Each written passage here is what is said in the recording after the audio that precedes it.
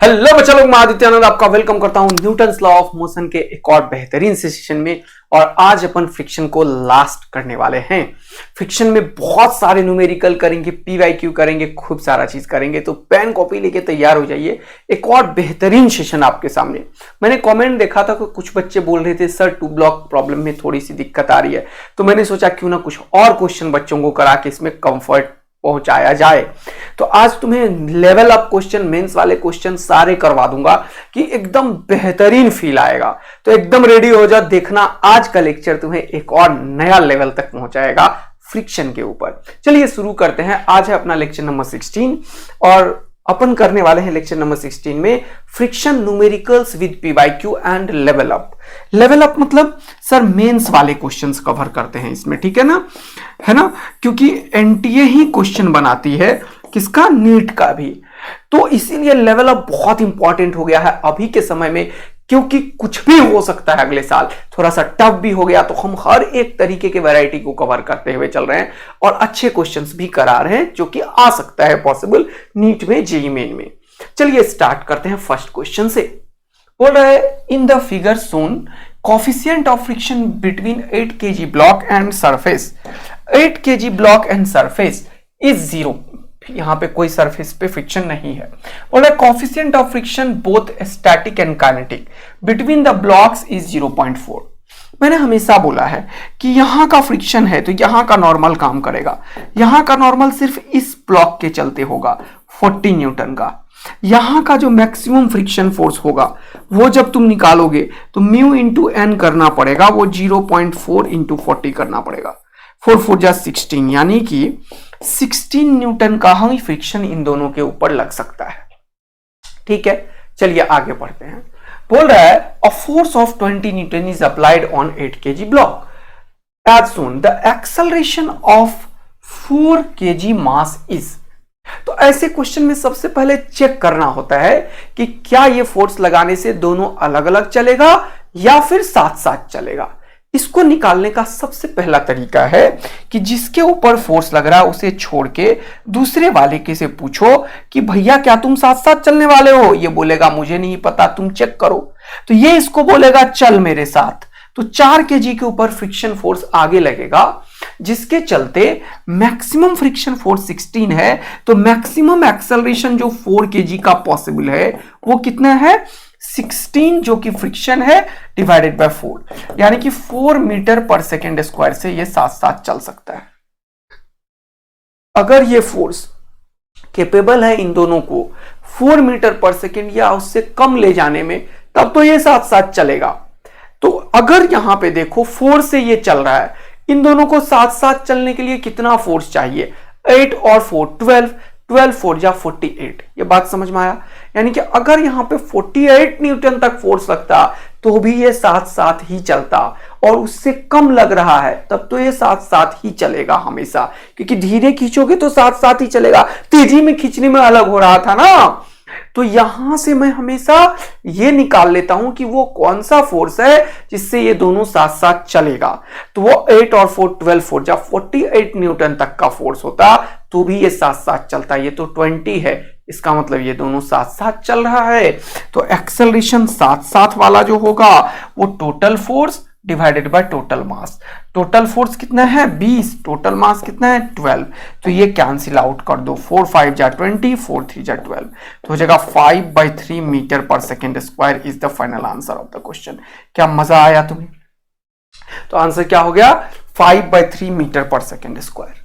कितना आसान बना दिया, जिसके ऊपर फोर्स लग रहा है उसे छोड़ के दूसरे का एफबीडी बना लो।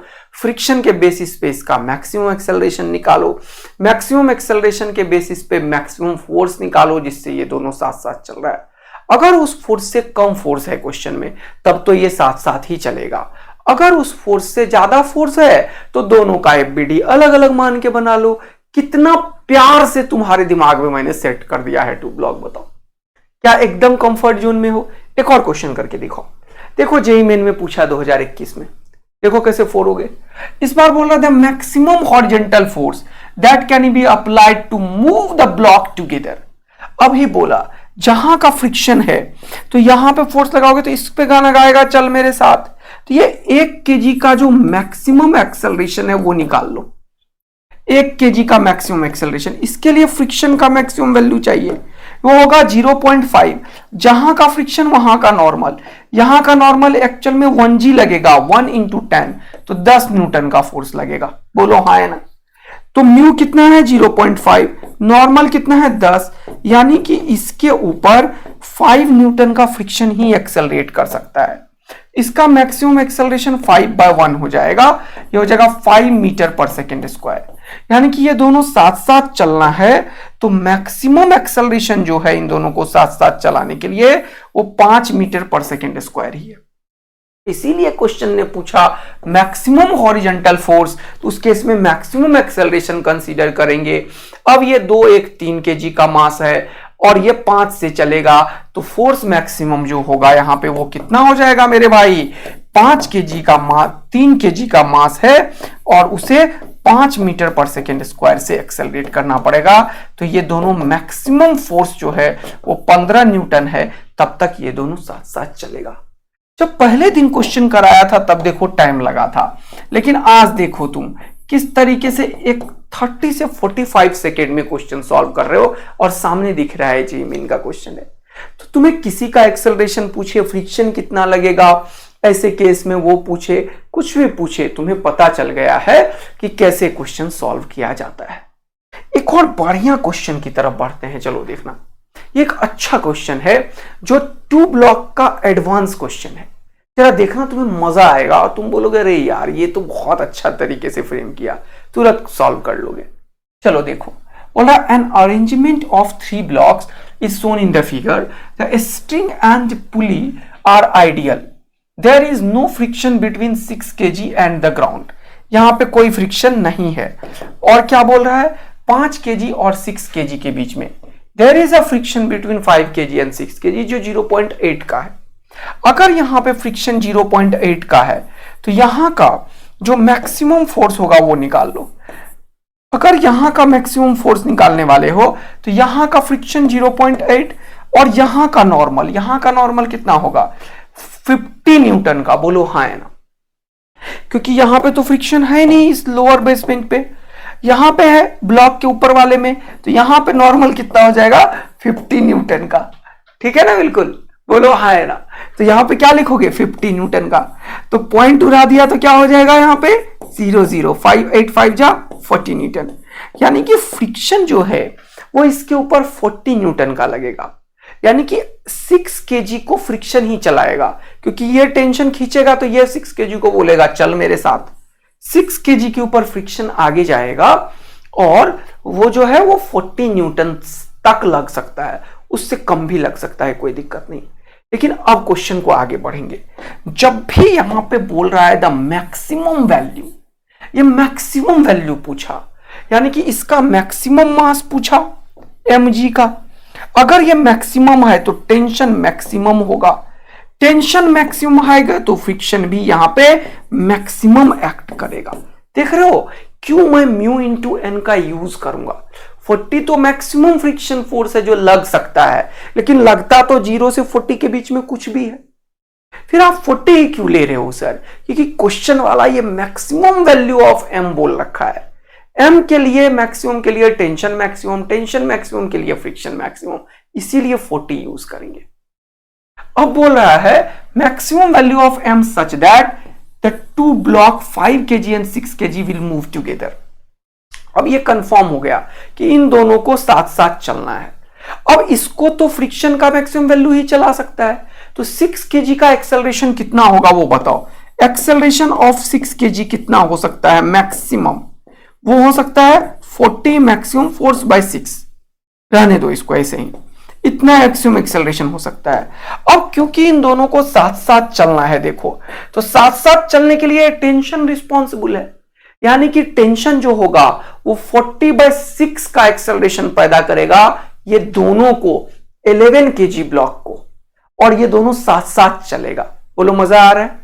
यानी कि इस केस में अगर मैं तुमसे बोलूं टेंशन निकालो, तो क्योंकि ये बोला मूव टुगेदर, इसीलिए मैंने दोनों को मूव करवाया, और मैक्सिमम पूछा इसलिए मैक्सिमम एक्सेलरेशन से करवाया। मैक्सिमम एक्सेलरेशन का औकात है 40/6 है कि नहीं, 20/3 भी लिख सकता हूं मैं, 2 से कैंसिल आउट करके, 2 3 जा 6, 2 20 जा 40। ओके, तो ये 11 kg ब्लॉक को ये टेंशन ही तो है जो एक्सेलरेट कर रहा है कितने से, 40/6 से। तो टेंशन जो होगा वो 6 और 5, 11 इंटू 40/6 हो जाएगा। कैंसिल आउट करो, 2 से 20 जा, 2 से 3 जा, तो ये कितना हो जाएगा, 11 2 जा 22, 220/3 न्यूटन का मैक्सिमम टेंशन इसमें पैदा हो पाएगा। अब सोचो, जब ये टेंशन इसको एक्सेलरेट कर रहा है कितने से, ये 40/6 यानी कि 20/3 से, तो ये जब आगे जाएगा तो ये भी तो नीचे जाएगा। अब तुम्हें इसका एक्सेलरेशन पता चल गया 20/3, अरे 40/6 को 20/3 लिख दिया मेरे भाई, टेंशन का वैल्यू पता चल गया 220/3, तो ये m का मैक्सिमम वैल्यू अब निकल जाएगा। तो अब दूसरा इक्वेशन क्या बनाओगे, mg माइनस टी बराबर m इंटू ए, है कि नहीं। तो दूसरा इक्वेशन m निकालने के लिए मैं क्या करता हूं, लिखता हूं यहां पे mg माइनस टी बराबर m इंटू ए। अब m का वैल्यू नहीं पता है, यही निकालना है। टेंशन का वैल्यू अभी तुरंत तुमने निकाला 220/3, m का वैल्यू नहीं निकालना है। एक्सेलरेशन का वैल्यू अभी तुरंत निकाला तुमने 20/3। अब ये वाला इधर कर दो, ये वाला इधर कर दो, बोलो हाँ है ना। तो इस तरीके से तुम्हारा ये क्वेश्चन सॉल्व होने के लायक हो गया। तो हो गया 220/3 और ये वाला इधर हो गया, तो ये हो गया 10m माइनस 20m/3। देखा, तो ये हो गया कितना, 30 में से 20 गया, कितना बचा 10m/3। अरे 30 में से 20 गया, कितना बचा 10m/3। 10m/3 is equal to 220/3। अब यहां पे देखो, ये 3 और 3 खत्म, ये 0 से 0 खत्म, m का वैल्यू कितना आ गया बताओ, 22 kg। बोलो मजा आया, अच्छा लगा, सुंदर लगा। तो m का वैल्यू कितना हो गया, 22 kg। देखो मस्त कहानी तुम्हारे दिमाग में सेट हो गया। 22 kg का मास मैक्सिमम मास है ये। This is the maximum value of mass, this is maximum mass. बोलो हाँ है ना, मैक्सिमम मास। तो ये मैक्सिमम मास है 22 kg, जो कि इस ब्लॉक को साथ साथ चला सकता है। कितना हो गया आंसर, 22 kg। देखो मस्ती में गेम चल रहा है। तो अब आई डोंट थिंक कि तुम्हें कोई दिक्कत आई होगी। तो अब 2 ब्लॉक में सारे वैरायटीज कवर कर दिया, नीचे फ्रिक्शन डाल के भी कल सिखा दिया था क्वेश्चन, ऊपर ब्लॉक पे फोर्स, नीचे फोर्स, सारे वैरायटीज करा दिया। अब तुम लोगों को कॉन्फिडेंस अगर लाना है तो आप इसको 2-3 बार करो खुद सॉल्व, क्योंकि मैंने इसको तो बहुत बार किया ना बेटा, इसीलिए मुझे कॉन्फिडेंस है कि कोई भी क्वेश्चन कर सकते हैं। लेकिन आज भी मैं पढ़ता हूं और आज भी मैं तुम्हारे लिए बेस्ट कंटेंट देने के लिए प्रिपेयर होके आता हूं। तो तुम समझो, जब आज भी मैं रिवीजन कर रहा हूं, 10वां साल है पढ़ाते हुए, और ऑफलाइन में मैंने इतने बैचेस पढ़ाए हैं कि जिसे 20 साल लग जाए लोगों को पढ़ाने में। समझ आया कि नहीं। ऑनलाइन में तुम लोग जानते ही हो कि 3 साल से हजारों लाखों बच्चों को पहुंचाया है, लाखों बच्चों को पढ़ाया, हजारों बच्चों जेईई नीट में पहुंच चुके हैं। तो बच्चों अब तुम्हें देखो, इतना करने के बाद भी मैं क्या बोल रहा हूं, मैं आज भी पढ़ के आता हूं तुम्हारे लिए, फुल प्रैक्टिस में आता हूं, ताकि तुम्हें कैमरा के सामने प्रॉपर फ्लो में कर पाए। तो ये मेहनत आज भी कर रहे हैं। तो तुम कैसे सोचते हो कि कम मेहनत करके हो सकता है? नहीं हो सकता कम मेहनत करके। तुम्हें लगातार कांस्टेंट वर्क करना पड़ेगा, रिवीजन करना पड़ेगा, प्रैक्टिस करते रहना पड़ेगा, टेस्ट देना पड़ेगा, फिर तुम भी मुझसे बेहतर सॉल्व करोगे। और यस, एक बच्चा टीचर से बेहतर बन जाता है एग्जामिनेशन तक, क्योंकि तुम लिमिटेड टाइम में परफॉर्म करते हो बेस्ट। क्लियर है ना बेटा। तो डरना नहीं है, अपने पे ट्रस्ट रखना है, विश्वास रखना है और दिन रात मेहनत करते हुए चलना है। बिल्कुल सफलता तुम्हारे हाथों में होगी और इसे कोई नहीं रोक पाएगा। और जो विश्वास अंतरात्मा में, जो चेहरे पे तुम्हारा कॉन्फिडेंस आएगा ना, वो तुम्हें दुनिया के किसी भी प्रॉब्लम को सॉल्व करने में हेल्प करेगा और किसी भी कठिनाई से तुम्हें निकाल भी देगा। और ये सब चीज अभी तुम स्टूडेंट लाइफ में डेवलप कर सकते हो बेटा। तो लगो खुश होके, दिन रात मेहनत करो, कुछ मत सोचो, जो अपने हाथ में है उस पे विश्वास करो। मेहनत तुम्हारे हाथ में है, लगातार कांस्टेंट करना मेहनत, वो तुम्हारे हाथ में है। उसको अपना हथियार बनाओ और लगे रहो। देखो ईश्वर एक ना एक दिन तो जरूर ही देखेंगे। ठीक है ना बेटा। तो ये सब सारे क्वेश्चंस को तुम्हें दोबारा करना है, सेकंड टाइम सॉल्यूशन को ढक ढक के। पीडीएफ मैं आदित्य आनंद फिजिक्स टेलीग्राम चैनल पे डाल देता हूं, राइट ना। तो आप लोगों को बहुत अच्छे तरीके से मेहनत करते रहिए, सफलता मिलेगी बेटा, विश्वास रखो अपने मेहनत के ऊपर। अब मैंने एक बच्चे का और कमेंट देखा था, उसने बोला कि सर पुराना कोई एक क्लास लिया था मैं, उसमें कुछ क्वेश्चंस आपने नहीं कराया, प्लीज वो करा देना। तो मैंने पूछा था बच्ची से या बच्चे से, आई डोंट नो, याद नहीं रहता है, बहुत सारे बच्चों का मैसेज याद रहता है। तो उसने बोला ये सारे क्वेश्चंस तो करवा देता हूं। देखो स्यूडो फोर्स का क्वेश्चन है, 2-3 ये मैं करूंगा, देखना बड़े प्यार से, नया नया चीज सिखा देता हूं, मजा आ जाएगा। फास्टर बना देता हूं, 30 सेकेंड में कैसे क्वेश्चन सॉल्व करते हैं। देखो बोला in the given arrangement if the lift is moving upward with an acceleration of g/2 then the force exerted by the string on the ceiling is। अब देखो यहां पे ये जो 2m मास है, तो यहां पे लगेगा 2m into g, मजा आया, और यहां पे लगेगा mg। अब मैंने हमेशा बोला है कि कभी भी ये लिफ्ट का एक्सेलरेशन है तो इसके अंदर में चले जाओ। स्यूडो कोई नया चीज नहीं है, बार बार मैं बोलता हूं, ग्राउंड फ्रेम में इक्वेशन बनाओ या फिर इस फ्रेम में चले जाओ, कोई फर्क नहीं पड़ता। इस फ्रेम में जाओगे तो सिर्फ तुम्हें इन दोनों को देखना है, अगर ग्राउंड फ्रेम में चले जाओगे तो इसके एक्सेलरेशन के साथ ये एक्सेलरेशन का भी ख्याल रखना है। तो क्यों ना हम इसी फ्रेम में जाके स्यूडो का यूज करें इस बार, क्योंकि स्यूडो फोर्स मैंने बताया है mass of the body into acceleration of frame of reference का मल्टीप्लाई करो, उससे मैग्नीट्यूड मिलेगा, कितना ताकतवर है स्यूडो वो पता चलेगा, और direction acceleration of frame of reference के अपोजिट में लगेगा।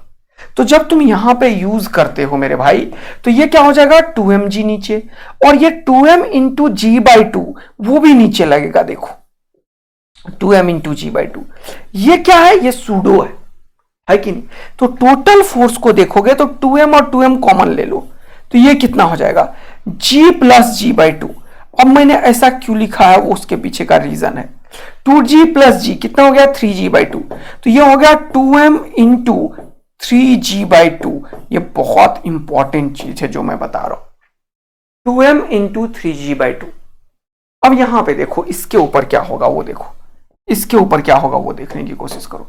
यहां पे mg लगा और यहां पे ये m इंटू g/2 लगेगा, m इंटू g/2।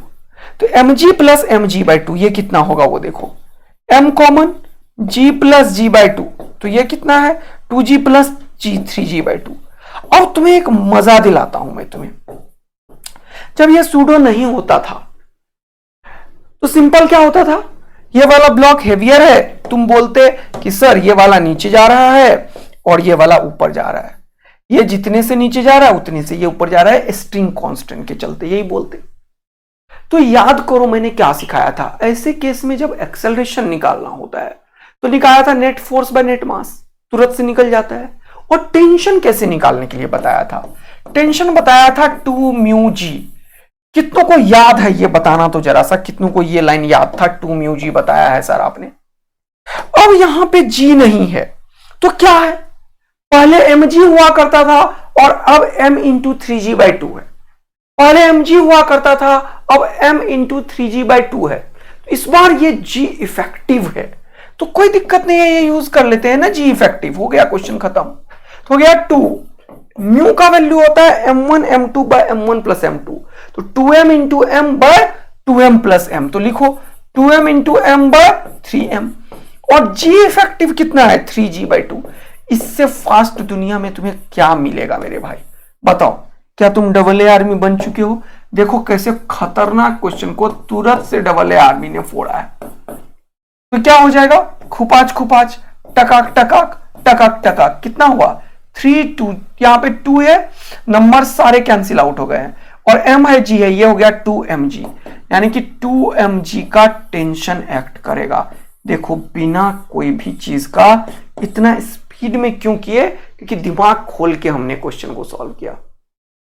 लेकिन इसने क्या पूछा है, इसने पूछा है then the force exerted by the string on ceiling, ceiling ये है, वो यहां का टेंशन पूछ रहा है, तो ये वाला T और ये वाला T, तो ये कितना हो जाएगा 2T। तो एक्चुअल में ये 2T पूछा है, तो फाइनल आंसर जो होगा वो हमारा क्या होगा 2T, और T का वैल्यू कितना है 2mg, तो 2 इंटू 2mg, तो ये कितना हो जाएगा जल्दी बताओ, 2 2 जा 4mg। मस्त वाला मजा आ गया हो तो आंख और दिल बरसा देना। तो इसको करने के लिए मैंने क्या किया, स्यूडो यूज करके जी इफेक्टिव सोच लिया क्या है। और जैसे ये पता चला तो जैसे पुली वाला क्वेश्चन करवाया था कि टेंशन निकालना है तो 2 म्यू जी यूज करो। म्यू होता है reduced mass m1 m2 by m1 plus m2, और g यहां पे g नहीं 3g/2 है तो 3g/2 यूज करो। दोनों में देखो सेम है। एक्सेलरेशन निकालना होगा तो sir f net by m net। f net कितना है देखो यहां पे, ये कितना है 2 खत्म, ये 3 mg है और ये कितना है 3 mg/2, तो 3 mg minus 3 mg/2 divided by 3m is the net acceleration. देखो कितना मजा आया, कर पाओगे, अच्छा लगेगा तुम्हें सॉल्व करने में, है ना। चलो एक और क्वेश्चन दिया था, वो अब अटेम्प्ट करना, तुरंत हो जाएगा। ये भी क्वेश्चन देखो, तो यहां पे 2g है और यहां पे g, तो एक्चुअल में यहां पे टोटल फोर्स कितना लगेगा बताओ तो 2m इंटू 3g। ये कैसे लिख दिया मैंने बताओ, सुडो लगा के ये मैंने कैसे लिख दिया बताओ, सुडो लगा के, क्योंकि 2m इंटू 2g 4mg नीचे और ये 2mg नीचे, देखो 6mg ही तो लिखा हुआ है। ऐसा लिखने से क्या हुआ, मैंने स्यूडो का तुरंत से यूज करके जी इफेक्टिव निकाल लिया 3g। इसका भी देखोगे तो mg नीचे लगेगा और एक सूडो कितना m इंटू 2g के एक्सेलरेशन से ये जा रहा है, ये 2g है एक्चुअल में, तुम्हें दिख नहीं रहा है, यहां पर 2 दिख रहा है तुम्हें, यहां पे 2g है एक्चुअल में, इसको हटा ही देता हूं मैं ताकि तुम्हारा दिक्कत खत्म हो। 2g के एक्सेलरेशन से ऊपर जा रहा है, तो m इंटू 2g, तो देखो यही हो गया ना 2mg इंटू mg 3mg, तो m इंटू 3g लिखो ना मेरे भाई। हाँ सर मजा आया सर, m इंटू 3g लिखो। तो इस बार भी तुरंत से निकाल लेंगे। तो अगर एक्सेलरेशन निकालना है इसका लिफ्ट के रेशियो में, लिफ्ट के अंदर चले गए तो लिफ्ट के रिस्पेक्ट में अगर एक्सेलरेशन निकालना है तो 2mg वाला नीचे जा रहा है, ये ऊपर जा रहा है, तो एक्सेलरेशन कितना होगा f नेट, तो ये हो जाएगा 6mg नीचे और 3mg इधर, 6mg माइनस 3mg, देखो 6mg माइनस 3mg और डिवाइडेड बाय क्या होगा टोटल मास, तो नेट फोर्स बाय नेट मास, ये कितना हो गया 3mg बाय 3mg, तो 3m खत्म, ये g से किधर जाएगा नीचे। आया मजा तुरंत से। क्या बोल रहा है, acceleration of block A with respect to the lift is g downward, एकदम सही लाइन बोल दिया, मोर देन वन करेक्ट है। खूब सारे क्वेश्चन है इसमें, बोल रहा है reading of the spring balance. अब बताओ स्प्रिंग बैलेंस क्या रीड करता है, तुम लोग बताओ मुझे। सर ये स्प्रिंग बैलेंस जो है वो रीड करता है क्या सर, ये रीड क्या करता है सर जल्दी से बताइए। ये इन दोनों का टेंशन को ऐड करके रीड करेगा, तो टी ये 2t रीड करेगा सर। फिर से टी निकाल लो जैसे अभी तुरंत सिखाया था। तो टी क्या सिखाया था अभी तुरंत देखो ध्यान से, टी क्या सिखाया था 2 म्यू जी, म्यू कितना है 2m इंटू m है ना बाय 3m, हाँ, और जी क्या है जी इफेक्टिव इस बार 3g है। देखो मजा आ गया क्या, तो ये क्या हो जाएगा खुपाच टकाक हो जाएगा 2 2 जा 4mg, तो ये 4mg लगेगा टी, बोलो हाँ है ना, और 4mg और 4mg, तो ये कितना हो गया 8mg, कितना हो गया 8mg। तो यहां पे देखो बोला reading of the spring balance is 8mg, ये भी सही हो गया। अब ये दोनों क्वेश्चंस रिलेटिव का है, देखो ध्यान से रिलेटिव का है। कैसे, तुम्हें अभी इसका लिफ्ट का एक्सेलरेशन पता है और रिलेटिव टू लिफ्ट इसका एक्सेलरेशन पता है, तो तुम इसका एब्सोल्यूट ग्राउंड के रिस्पेक्ट में निकाल सकते हो। तो वही है देखो, ratio of the acceleration of block B with respect to ground, तो रिलेटिव का यूज करो क्योंकि तुम्हें पता है जी से नीचे जा रहा है रिलेटिव, और इसका जी से नीचे जा रहा है लिफ्ट का पता है, तो ग्राउंड के रिस्पेक्ट में निकाल लो, है कि नहीं। Acceleration of block with respect to lift is acceleration of block with respect to ground, acceleration of lift with respect to ground, निकल जाएगा आराम से। VAB AAB, अरे VAB क्या लिखते हो तो VA माइनस VB, हाँ सर वही तो बोल रहा हूं मैं तभी से, VA माइनस VB। और यहां पे जब तुम करते हो तो ये ग्राउंड ही तो होता है, हाँ सर। ऐसे ही अगर एक्सेलरेशन की बात करूंगा मैं, क्या लिखोगे acceleration of F A with respect to B, क्या लिखोगे, या फिर acceleration of block with respect to lift, ये पता भी है तुम्हें, ऐसे ही लिखता हूं मैं। चलो acceleration of block with respect to lift क्या लिखोगे, acceleration of block with respect to ground minus acceleration of lift with respect to ground. मजा आया, acceleration of block with respect to lift क्या होगा, acceleration of block minus acceleration of lift, लेकिन with respect to ground. तो तुम्हें ये दोनों चीज पता है, acceleration of block with respect to, ये देखो acceleration of block with respect to lift पता है, acceleration of lift with respect to ground पता है, तो acceleration of block with respect to ground नहीं निकल जाएगा। हाँ सर, तो रेशियो ले लेना दोनों का, आंसर आ जाएगा। याद रखना ये नीचे जा रहा है तो माइनस जी लेना, ये ऊपर जा रहा है तो प्लस जी लेना, गलती मत करना, गलती मत करना, याद रखना डायरेक्शंस वेक्टर के साथ खेलना, इसलिए लिखा हूं मैं वेक्टर। तो ये दोनों को सॉल्व करना, मजा आएगा तुम्हें। तो काफी वैरायटीज को कवर करते हुए ये दो होमवर्क दिया था, जिससे कि बच्चों को दिक्कत था सूडो में, तो वो भी मैंने कवर करा दिया। एक और क्वेश्चन होमवर्क दिया था, ये बेटा इसमें पता नहीं क्यों परेशान हो रहे हो तुम लोग, ये तो बताया है ना स्ट्रिंग कांस्टेंट से क्वेश्चन को सॉल्व कर लो, तो बताया तो था ये कि टोटल बॉडी के ऊपर जो होगा टेंशन का work done T into x sigma वो 0 होता है। फिर बताया था सिग्मा T इंटू वी भी 0 होता है, तो T इंटू वी यूज करो ना। अब देखो यहां पे अब क्या बोल क्या रहा है, बोल रहा है find out the value of theta, assume string to be tight, हमेशा स्ट्रिंग टाइट है। अब इसको समझने की चेष्टा करो, तुम लोग चेष्टा करो। तो यहां पे देखो, जब तुम लाइन ऐसे ही खींच लोगे तो ये एक लाइन यहां पे खींच लो, ऐसे देखो, यहां पे देखो एक ही रस्सी है तो यहां पे टेंशन लगेगा T T T T T T T T, यहां पे इधर की तरफ tension always away from the point, tension always away from the point, tension always away from the point. और जरा समझने की कोशिश करना तुम लोग, यहां पे ये वाला जो एंगल है ये अलग एंगल है और ये वाला एंगल अलग है, लेकिन रस्सी एक ही है, तो ऐसे करके ऐसे भी कर देता तो भी टेंशन ही होता, T T T T T ही होता, ऐसे करके नीचे कर देता तो भी T T T T T ही होता, इसके लिए वरीड मत होना। लेकिन एंगल अलग अलग होगा, देखो क्या होगा, ये 30 है और ऐसे लाइन खींचोगे तो ये कितना हो जाएगा, इसका ये वाला कंपोनेंट होगा, है ना, ये 30 है 90 तो ये हो जाएगा 60, और ये थीटा है और ये 90 है तो ये 90 माइनस थीटा हो जाएगा। देख रहे हो तुम लोग, क्या हो जाएगा, 90 माइनस थीटा हो जाएगा। क्या बात समझ में आ रही है? अब यहां पे टेंशन का ये वाला कंपोनेंट एक होगा नीचे वाला, और इस टेंशन का भी एक कंपोनेंट नीचे वाला होगा, लेकिन इसका वेलोसिटी सिर्फ ऊपर की तरफ है, तो ये दो टी का नीचे वाला कंपोनेंट और ये ऊपर है तो ये निगेटिव पैदा करेगा। यहां टेंशन का टी कॉस थीटा इधर है, वेलोसिटी इधर है, ये पॉजिटिव पैदा करेगा, और टेंशन का ये वाला कंपोनेंट टी cos 30 है और ये √3 इधर है, ये निगेटिव पैदा करेगा। तो तीनों के ऊपर सिग्मा टी वी 0 करो, तो टी का ये वाला कंपोनेंट क्या लिखोगे, जल्दी से बोलो equation, T cos theta into 3.25, बोलो मजा आया।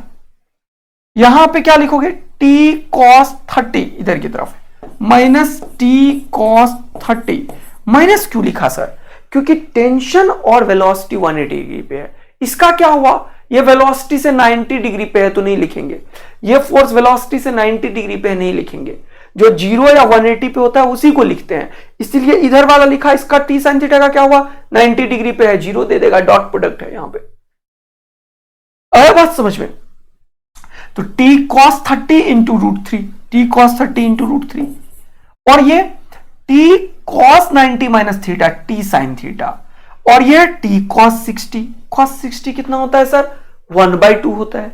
तो ये दोनों नीचे है और वो ऊपर है, तो एक और लिखो, यहां माइनस कर देता हूं, ये सब एक साथ लिखा जा रहा है, minus T sine theta plus T cos 60 लिख ही देता हूं, टी cos 60 है ना, और ये सब नीचे है और इंटू 1, ये सब मिलके कितना हुआ, 0। आया मजा? और देखो इन सब में क्या है अननोन, यहां पे एक थीटा थीटा ही है, टी टी टी टी खत्म हो जाएगा, इसको इक्वेशन को सॉल्व करना पड़ेगा, थोड़ा सा इक्वेशन सॉल्व करने वाली बात है, और फिर यहां से sine theta cos theta divide करके टेन थीटा निकल आएगा। मजा आया? अच्छा लगा? तुम लोग को फील आ रहा है कि सर इसमें तो कुछ भी नहीं किया? तो एक बार इसको सॉल्व कीजिए, आंसर पैदा कीजिए। लेकिन किया क्या मैंने, स्ट्रिंग कांस्टेंट लगाया, टी कॉस थीटा इंटू 3.25, यहां पे टी cos 30 और ये निगेटिव वाला, और यहां पे टेंशन का दोनों का कंपोनेंट अपोजिट वाला, ये वाला कंपोनेंट, ये वाला कंपोनेंट, ये वाला कंपोनेंट, ये वाला कंपोनेंट से मतलब नहीं रहा हमें, क्योंकि वो सारे वेलोसिटी और टेंशन के बीच का एंगल 90 डिग्री है। हमने वर्क लिखा था और वर्क सिर्फ 0 डिग्री और 180 डिग्री वाला लिखते हैं। तो एक्चुअल में ये क्या है, वर्क है, डॉट प्रोडक्ट था, लेकिन मैंने अभी वर्क प्रोडक्ट ज्यादा नहीं बताया।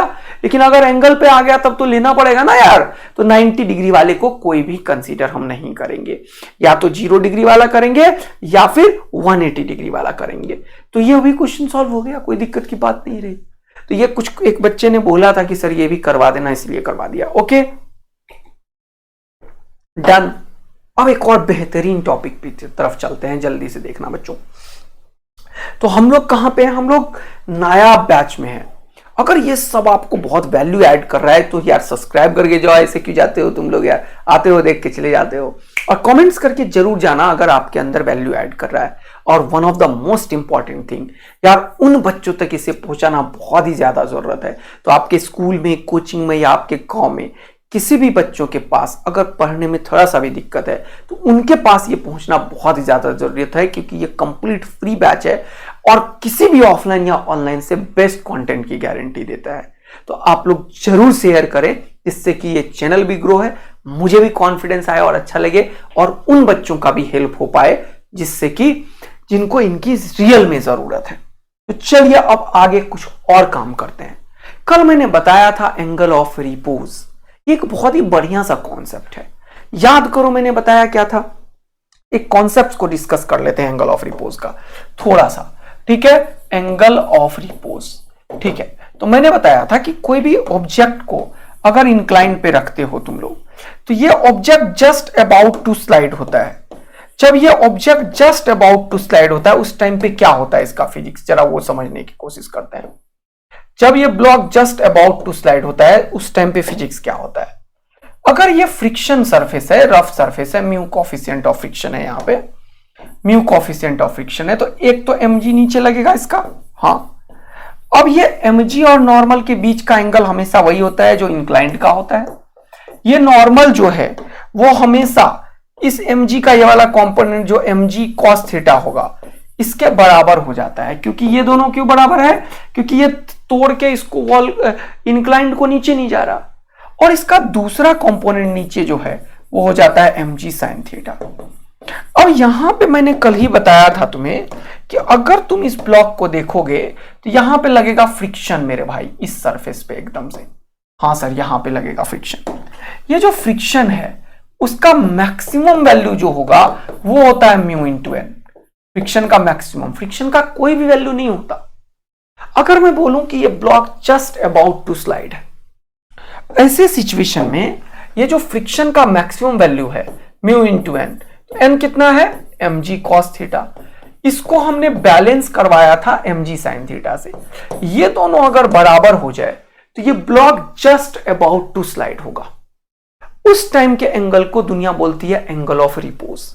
तो जब ये जस्ट अबाउट टू स्लाइड होगा, ब्लॉक जब भी जस्ट अबाउट टू स्लाइड होगा, जरा सा देखना, अगर block just about to slide है, अबाउट टू स्लाइड है, तो क्या होगा वैसे केस में, ये जो नीचे वाला फोर्स है कौन सा mg sin थीटा, और ये जो ऊपर वाला फोर्स है कौन सा म्यू mg cos थीटा, ये दोनों एक दूसरे को बैलेंस कर रहा होगा।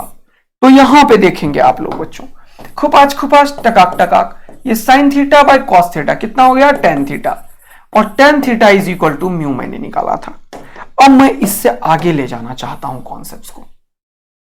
इस पे ऊपर 2-3 क्वेश्चन अभी आने वाला है, कर लेंगे।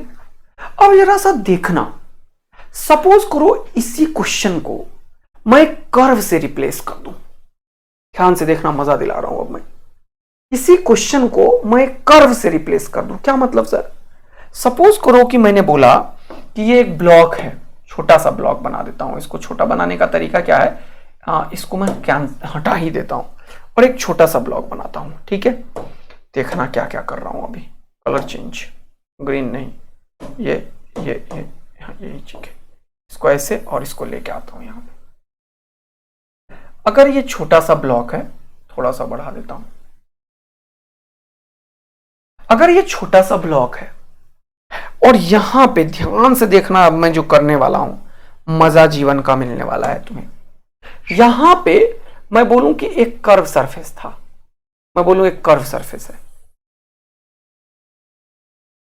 ऐसा एक कर्व सरफेस है। अब ये मजा नहीं दिया कि यहां से यहां तक ये टच होता जा रहा है। मैं सिर्फ एक ही पॉइंट पे टच कराना चाहता था इसे। तो मैं क्या करता हूं, मेरे हाथ में होता है ये सब, मैं इसको सेट कर सकता हूं ऐसा। देखो जहां पे ब्लॉक है मैं वहीं पे ले जाना चाहता हूं। मजा आया तुम्हें? और इसको मैं थोड़ा सा नीचे भी कर देता हूं। नहीं, नीचे करूंगा तो दिक्कत फंस जाएगा ना, ऊपर करूंगा तो भी दिक्कत फंस जाएगा, मुझे टच ही कराना है बस। तो ये एक पॉइंट पे टच कर दिया कर्व को, देखो जहां पे ब्लॉक है वहीं पे टच किया ऐसा मान लो। ठीक है, ओके सर, नो प्रॉब्लम। जहां पे ब्लॉक है वहीं पे टच किया मान लो इसको। ठीक है, कोई दिक्कत की बात नहीं है, फिजिक्स समझना चाहिए। तो अब इस कर्व का कोई इक्वेशन होगा? हाँ सर, अगर मैं बोलूं कि ये पार्टिकल इस पॉइंट पे आके जस्ट रेस्ट पे है, फिजिक्स समझना। अगर मैं बोलूं एक पार्टिकल इस पॉइंट पे आके जस्ट रेस्ट पे है, इसका क्या मतलब? इसका कोई भी इक्वेशन है अगर y is equal to F of X, इस कर्व का कोई भी इक्वेशन है y is equal to F of X, उस कर्व के इस पॉइंट पे जो टेन थीटा है, कर्व के इस पॉइंट पे जो टेन थीटा है, उसे दुनिया क्या बोलती है? जल्दी से बताओ। उसे दुनिया बोलती है स्लोप। क्या बोलती है दुनिया? स्लोप। तो ये टेन थीटा को क्या बोलती है दुनिया? स्लोप मेरे भाई। अच्छा, अब आया ना मजा। और स्लोप को हम क्या लिखते हैं? dy by D x. कहां पे? At this point. इसको कोई स्पेसिफिक पॉइंट नाम देता हूं, लेट इट बी पी। अगर मैं क्वेश्चन का लैंग्वेज को चेंज करूं, मैं बोलूं एक कर्व है जिसके किसी एक पॉइंट पे या किसी एक हाइट h पे, या फिर यहां पे एक लाइन खींच के बोलूं यहां से x डिस्टेंस पे, ये जो ब्लॉक है ये जस्ट अबाउट टू स्लाइड है, या फिर ये मैक्सिमम इस पॉइंट पे जाके रुका हुआ है, ऐसे इंग्लिश में तुम्हें बताने की कोशिश करूं तो इसका क्या मतलब है? इस पॉइंट पे इसका जो फ्रिक्शन फोर्स होगा और इस पॉइंट पे इसका जो mg sin थीटा होगा वो दोनों बराबर होगा, और बराबर होगा तो यही फिजिक्स होगा।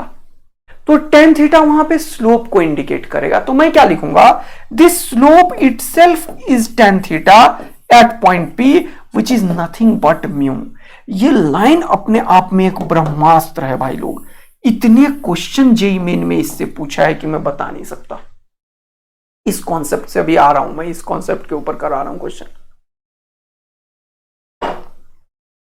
अच्छा, तो एंगल ऑफ रिपोज का एक एप्लीकेशन बता रहे हो क्या सर आप? हाँ, और उसमें स्लोप का यूज कर दिया। मैंने बताया था कर्व क्या टेंजेंट को अगर तुम ड्रॉ करो, ये जो एंगल बनाता है positive direction of x axis से एंटी क्लॉकवाइज डायरेक्शन में, उस एंगल का जो थीटा होता है उसी को हम स्लोप बोलते हैं। और अगर किसी कर्व पे किसी पॉइंट पे स्लोप निकाल रहे हो तो dy by D X at point P निकाल दो। क्या ये सारा बेसिक मैथ्स तुम लोगों को रिलेट हो रहा है? कितने बच्चे मेरे साथ हैं और कितने बच्चे को ये सारा कुछ रिलेट हुआ था? जल्दी से बता देना। Slope is equal to dy by D X at point P is equal to tan theta, और ये टेन थीटा अभी तुरंत मैंने प्रूफ किया है म्यू के बराबर होगा। इसी पॉइंट की अगर मैं बात करूं, एक स्पेसिफिक पॉइंट पे जहां पे block just about to slide होगा। ये तो बड़ा ही मजेदार चीज है सर। यानी कि ये जो एंगल ऑफ रिपोज का क्वेश्चन है, इस क्वेश्चन को हम दूसरे वेराइटीज में कवर कर लेंगे क्या?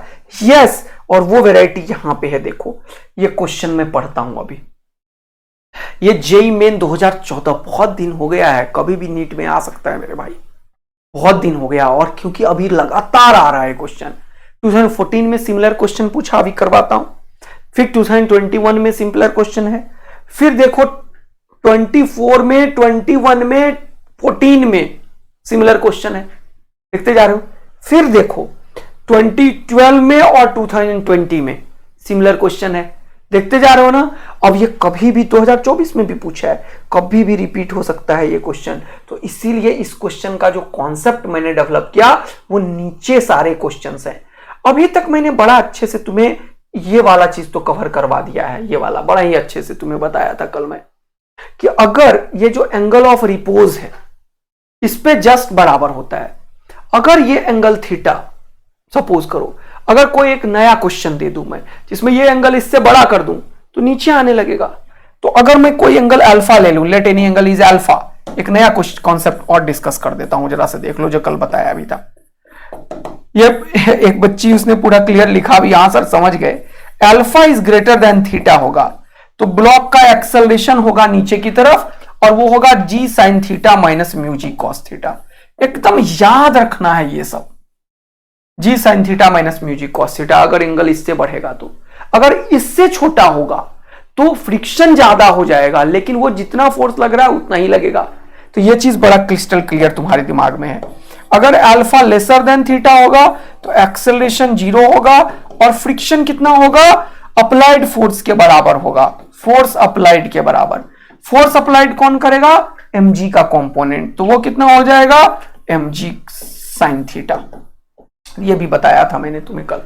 अब इसके ऊपर 2-3 क्वेश्चन करते हैं, फिर वो जो क्वेश्चन अभी दिखा रहा था इंक्लाइंड वाला वो करते हैं, तो ये तुरंत हो जाएगा 5-5 सेकेंड में। और angle of repose for the rough surface is 37 degree, then the coefficient of friction, तो tan 37 ही तो होगा म्यू का वैल्यू। और यार अब तो तुम्हें ये सब चीज पता होना चाहिए ना यार, कि ये वाला एंगल सर आपने बताया 37 होता है, ये 4 होता है, ये 5 होता है, ये 3 होता है, ये 53 होता है। तो tan 37 का वैल्यू कितना है, tan 37 p बाय बी, ये हो जाएगा 3/4।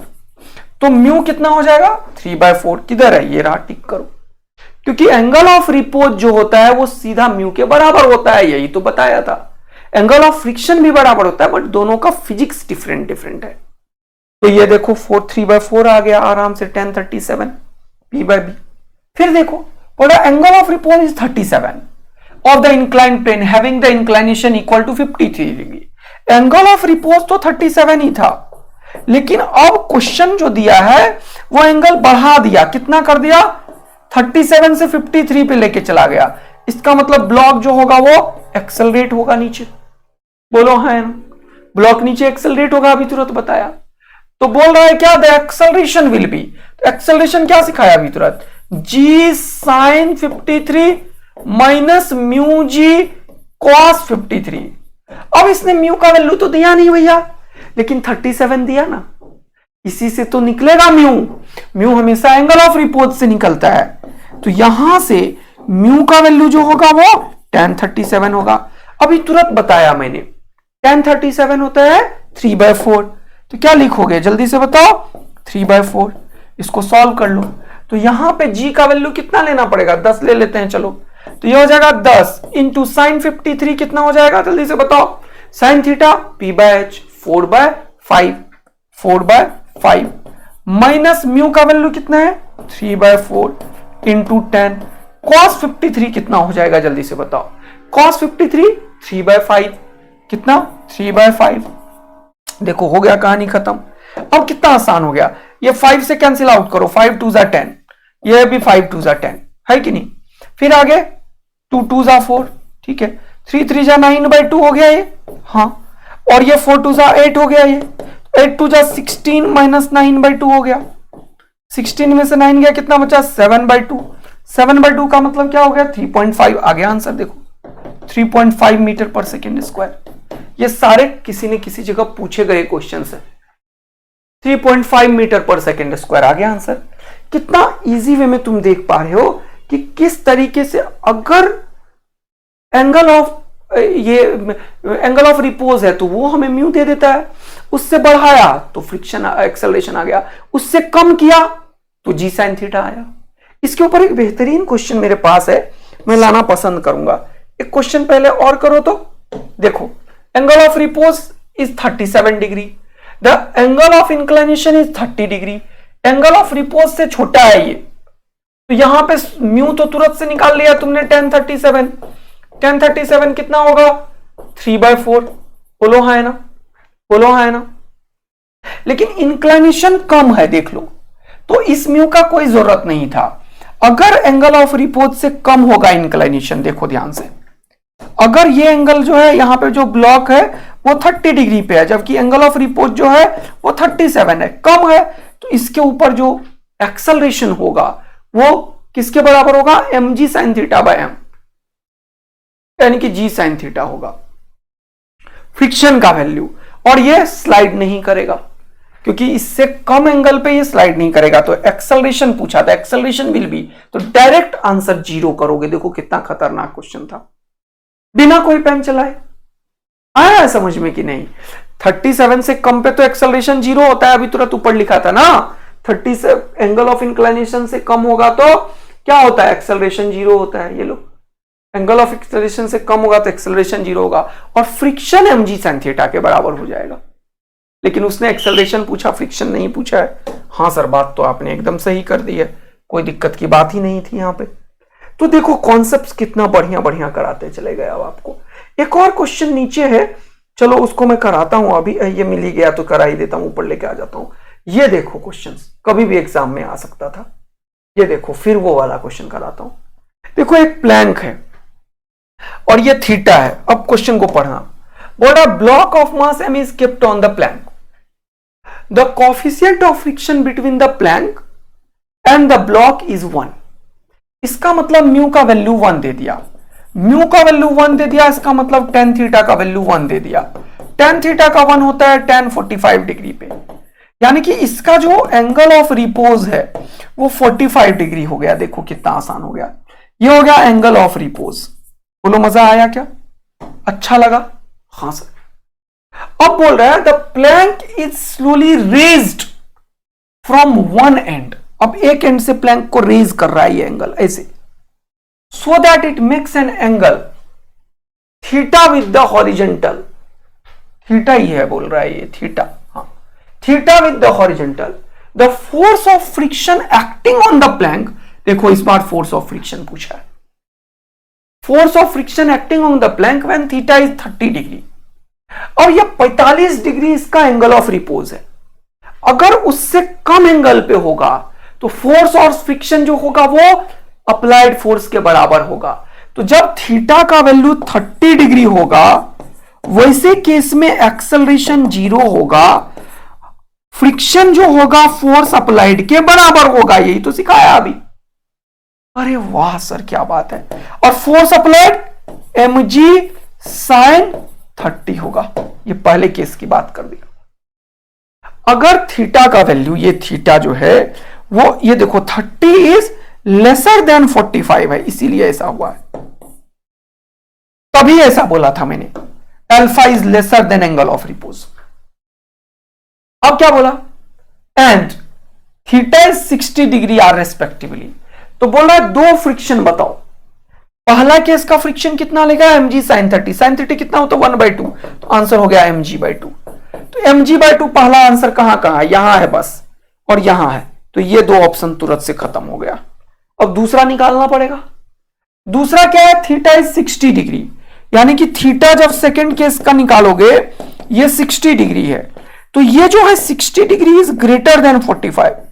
अब एंगल ऑफ रिपोज से ज्यादा होगा तो फ्रिक्शन अपने मैक्सिमम औकात पे लगेगा। तो friction force mu mg cos 60 लगेगा। यही तो बताया था अभी तुरंत। तो इस बार एक्सेलरेशन अगर पूछता तो होता g sin theta minus mu g cos theta, है कि नहीं। तो म्यू का वैल्यू कितना है यहां पे 1, mg कितना है mg, और cos 60 कितना होता है 1/2, है ना। तो ये क्या हो गया mg/2, तो ये भी हो गया mg/2, यानी कि दोनों आंसर mg/2 एंड mg/2 ही है। यानी कि दोनों केस में देखना फ्रिक्शन फोर्स mg/2 के बीच में लगा।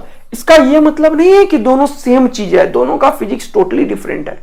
इस केस में एक्सेलरेशन जीरो है, जबकि इस केस में g sin 60 minus mu g cos 60 होता, और इस केस में एक्सेलरेशन ही नहीं है।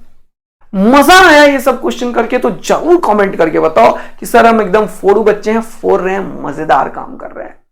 अब एक बेहतरीन कॉन्सेप्ट जो मैंने ये वाला किया था कि इसी एंगल ऑफ रिपोज का एडवांसमेंट है ये, कि अब किसी कर्व के ऊपर मैं चलाऊंगा और वहां पे मैं बोलूंगा कि block just about to slide है, या कोई भी ऑब्जेक्ट इतने ही हाइट तक चल पाया है, इससे ज्यादा जाएगा तो स्लाइड हो जाएगा। ये सब लैंग्वेज तुम्हें हेल्प करेगा इस चीज को समझने में कि भैया slope is equal to dy by dx is equal to angle of repose is equal to tan theta is equal to mu. इसे यूज करना है क्वेश्चन में। कितना मस्त आएगा समझ। तो चलिए रीड करते हैं क्वेश्चन को, ये वाला देखो ध्यान से। a block of mass m is placed on the surface with a vertical cross section given by y is equal to x cube by 6। x cube by 6 का ग्राफ कुछ इस तरीके से होगा। तो ये है वर्टिकल सेक्शन, ये वाला ऊपर वाला देख रहे हो। तो ग्राफ का सेक्शन ऐसा है, देख लो ऐसा है, और ये ऐसे नीचे जाएगा। तो इतना बना लिया मैंने, यहां पे ओरिजिन मान लिया। देखो अब बोल रहा है इस जगह पे कहीं पे पार्टिकल है, मान लो y is equal to x cube by 6 है इस ग्राफ का। y is equal to x cube, cube का ग्राफ ऐसा ही होता है, मैंने सिखाया भी था तुम्हें। बोलो पक्का? तो यहां पे कोई भी ऑब्जेक्ट है अगर, तो इसके ऊपर अगर तुम देखोगे पूरा का पूरा फिजिक्स, तो इसका जो स्लोप होगा ये देखो, ये वाला थीटा हो जाएगा। अब पढ़ो आगे, बोला if the coefficient of friction is 0.5, the maximum height above the ground eight which the block can placed without sliding. यानी कि कम एंगल पे तो स्लाइड कर ही जाता है, sorry my bad, angle of repose से कम एंगल पे रखते हो तो वो तो रुका ही रहेगा। अब हाइट देते इससे अगर थोड़ा सा बढ़ा दोगे तो नीचे आने लगेगा। सारा खेल एंगल ऑफ रिपोज का है या नहीं है, बताओ मुझे। हाँ सर, आपने बताया कि ये ऐसा कर्व है तो क्या फर्क पड़ता है, इंक्लिनेशन तो एवरीवेयर डिफरेंट है। तो ऐसे है, कभी मान लो कभी ऐसे है, कभी ऐसे है, कभी ऐसे है। अब कहां पे रखा, तो जहां पे एंगल ऑफ रिपोज होगा, जहां पे एंगल ऑफ रिपोज होगा उस एंगल से बड़े एंगल पे ये स्लाइड करना नहीं चाहे, स्लाइड कर जाएगा, और उससे नीचे वाला एंगल पे तो स्लाइड कहां करता है। तो इसीलिए इसने लैंग्वेज कितना बढ़िया यूज किया है वो समझने की कोशिश करो। बोला maximum height above the ground, तो ये 0 है ग्राउंड, यहां से ये मैक्सिमम हाइट की बात कर दिया।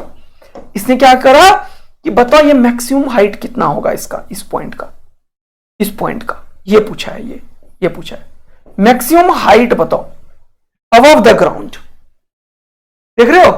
और मैक्सिमम हाइट क्या करने के लिए, at which the block can be placed without slipping, slip नहीं हो रहा है, मतलब जस्ट वाला केस ही तो है, क्योंकि मैक्सिमम हाइट पूछा, इससे थोड़ा सा हाइट बढ़ाओगे तो स्लिप कर जाएगा। तो इस केस में क्या होगा, ऊपर वाला फ्रिक्शन और नीचे वाला दोनों बराबर होगा। क्या ये वही क्वेश्चन हो गया जो एंगल ऑफ रिपोज का था? क्या मजा आया तो आग और दिल बरसा दो। तो सर अभी तुरंत आपने बताया कि इस जगह का जो एंगल होगा tan थीटा वो म्यू के बराबर होगा, वो dy बाई dx के बराबर होगा। देखो अब dy बाई dx निकालते हैं। dy बाई dx कितना है, देखो एक्स क्यूब का डिफरेंशिएशन क्या होगा 3x स्क्वायर, और 6 तो है नहीं, तो इसको जो करोगे तो 1/6 बाहर होगा और ये 3x स्क्वायर हो जाएगा, 3 2 जा 6, तो x स्क्वायर बाई 2 हो गया। और म्यू का वैल्यू 0.5 है, रखो यहां पे। तो जब यहां पे रखोगे म्यू का वैल्यू 0.5, ये निकला x स्क्वायर बाई 2। अब ये 2 इधर गया तो x का वैल्यू क्या निकलेगा 0.5 इंटू 2 और स्क्वायर उड़ाओगे तो रूट, तो ये हो जाएगा पॉइंट का वैल्यू खत्म करो तो ये हो जाएगा कितना 5 2 10 और 10 खत्म तो 1, ये हो गया 1 मीटर। यानी कि पॉजिटिव वैल्यू कंसीडर मैं कर रहा हूं। सिमिलर फैशन में इधर वर्टिकल स्लाइड ही होगा, नीचे ये डाउनवर्ड वाला होगा, तो इधर का तो फिजिक्स ही नहीं है क्योंकि ग्राफ इसका ऐसा होता है, तो निगेटिव वाला कंसीडर ही नहीं कर पाएंगे। तो x का वैल्यू जब 1 होगा उस समय पे जो y होगा वही इसका आंसर होगा। तो y कितना बता रहा है, ये x क्यूब बाई 6, x का वैल्यू 1 है तो 1 क्यूब बाई 6, तो आंसर हो गया 1/6 मीटर का हाइट। 1/6 मीटर का मैक्सिमम हाइट तक ये जा पाएगा। बोलो मजा आया, आंसर हो जाएगा 1/6 मीटर। समझ दो। अब इसको 2 बार सुनना, फिर अगला क्वेश्चन जो करा रहा हूं वो करना। अब ये देखो क्वेश्चन बोल रहा है insect crawls up a hemispherical surface very slowly, the coefficient of friction between the insect and the surface is 1/3. If the line joining the center of the hemisphere and the surface of insect makes an angle alpha with the vertical, the maximum possible value of alpha is, अब very slowly का मतलब क्या होता है ये physics clear करो अब तुम। वेरी स्लोली का मतलब ईच एंड एवरी इंस्टेंट जो इसका mg sin थीटा था और ये था दोनों बराबर होगा। बोलो मजा आया या नहीं आया, यही तो बताया था। ये मैंने इलेक्ट्रोस्टैटिक्स में से कवर किया था कि जब भी वेरी स्लोली है उसका मतलब वेलोसिटी कांस्टेंट है, वेलोसिटी कांस्टेंट है मतलब एक्सेलरेशन 0 है, एक्सेलरेशन 0 है मतलब नेट फोर्स 0 है, जितना नीचे वाला फोर्स उतना ही ऊपर वाला फोर्स। अब बोल रहा है ये वेरी स्लोली चलते चलते कितना मैक्सिमम एंगल तक जा पाएगा, तो मैक्सिमम एंगल के बाद ये स्लाइड करने लगेगा। तो फिर से क्या वही कॉन्सेप्ट है? हां सर। तो मैक्सिमम एंगल के केस में क्या होगा जरा सा वो देखो। इस केस में भी सर म्यू जो होगा वो इसके स्लोप के बराबर होगा। अब क्वेश्चन है इसका स्लोप क्या होगा, इसको सॉल्व करना पड़ेगा। देखो ये मैक्सिमम एंगल अल्फा है मान लो, तो यहां से वर्टिकल लाइन ड्रॉ कर देता हूं और इस नॉर्मल को बढ़ा देता हूं। तो ये और ये अल्फा है, तो ये और ये भी अल्फा होगा। और ये मैंने बताया था कि इंक्लाइंड का वही एंगल होता है जो mg और नॉर्मल का होता है। देखो तो ये भी अल्फा हो गया, यानी कि ये जो tan अल्फा होगा वही म्यू के बराबर होगा। उस टाइम पे ये अल्फा मैक्सिमम को बताने की कोशिश करेगा। बोलो मजा आया क्या? तो tan अल्फा का वैल्यू हो जाएगा 1/cot अल्फा और यही हो जाएगा म्यू। तो यहां पे म्यू का वैल्यू कितना है? 1/3, तो इसको लिख दो 1/3। तो cot अल्फा इधर 3 इधर, तो हो जाएगा cot alpha is equal to 3। अगर tan अल्फा का वैल्यू होता तो आंसर होता 1/3। तो ये आंसर या ये आंसर कौन सा है देख लो। tan अल्फा का वैल्यू 1/3 नहीं है, सब जगह 3 था, और cot अल्फा का वैल्यू 3 हो गया। अब कितना शानदार फिजिक्स का डिस्कशन हुआ है देखो कि मैक्सिमम अल्फा पे क्या होगा, वेरी स्लोली का क्या मतलब है, और किस तरीके से ये एंगल बराबर है तो ये एंगल बराबर होगा। और मैंने हमेशा बताया इंक्लाइंड का वही एंगल होता है जो नॉर्मल और mg का होता है। देखो कब क्या है, कहां यूज होता है, और यही है डबल ए आर्मी की बात। अगर तुम डबल ए आर्मी हो तो तुम्हें फोड़ने से इस दुनिया की कोई ताकत नहीं रोक सकता, क्योंकि मैं बहुत सारा चीज कवर कर रहा होता हूं यहां पे। अब ये क्वेश्चन को तुम फोड़ के दिखा दो, देखो 3 बार आया हुआ है। ये इक्वेशन मिला है, dy/dx निकाल लेना, तो ये जगह 2x/4, ये हो गया dy/dx। यही tan थीटा के बराबर होगा। tan थीटा का वैल्यू म्यू के बराबर होगा, म्यू का वैल्यू 0.5 होगा। तो यहां से x निकल गया, 2 2 जा 5, तो x का वैल्यू निकल गया 0.5 इंटू 2, हो गया 1 मीटर। क्या पूछा है? द मैक्सिमम हाइट, तो y निकालना है, तो y निकल जाएगा 1/4। अब ये सेंटीमीटर में है तो 1/4 मीटर में होगा, तो ये 25 होगा आंसर। अब ये सॉल्यूशन वगैरह कुछ मत देखना, ये अटेम्प्ट करो घर में जाके, ये मत देखो। क्वेश्चन को अच्छे से पढ़ो, सॉल्व करो, और फिर ये आंसर मैच करा के मुझे बताना कि सर हमने फोड़ा है सर, फोड़ा है। कभी भी आएगा तो हम फोड़ देंगे सर, बोलो। और ऐसे ही एक और क्वेश्चन लो, ये वाला होमवर्क लो, ये तो तुम्हें करना ही चाहिए मेरे दोस्त। तो इस तरीके से 2-3 क्वेश्चन और होमवर्क तुम्हारे लिए लाऊंगा, है ना, अटेम्प्ट करके लाना। कुछ क्वेश्चंस जो एकदम कर लोगे तुम मिलेंगे इस तरीके से एक और बेहतरीन से सेशन में फिर से आज शाम। और अब स्टार्ट करेंगे डायनामिक्स ऑफ सर्कुलर मोशन, लेकिन 2-4-5 क्वेश्चन आज मैं होमवर्क दूंगा, वो करवाऊंगा। एक और बेहतरीन क्वेश्चन है और कुछ PYQ हैं जो कराने हैं। थैंक यू सो मच बच्चा लोग, इसी तरीके से आप लोग प्यार बनाते रहिए, खूब सारा शेयर कीजिए एंड सब्सक्राइब करके जाइए और लोगों से भी करवाइए। Thank you, love you, bye bye मेरे प्यारे बचवा लोग एंड बचवी लोग। होमवर्क दे दूंगा, अटेम्प्ट जरूर कर लेना।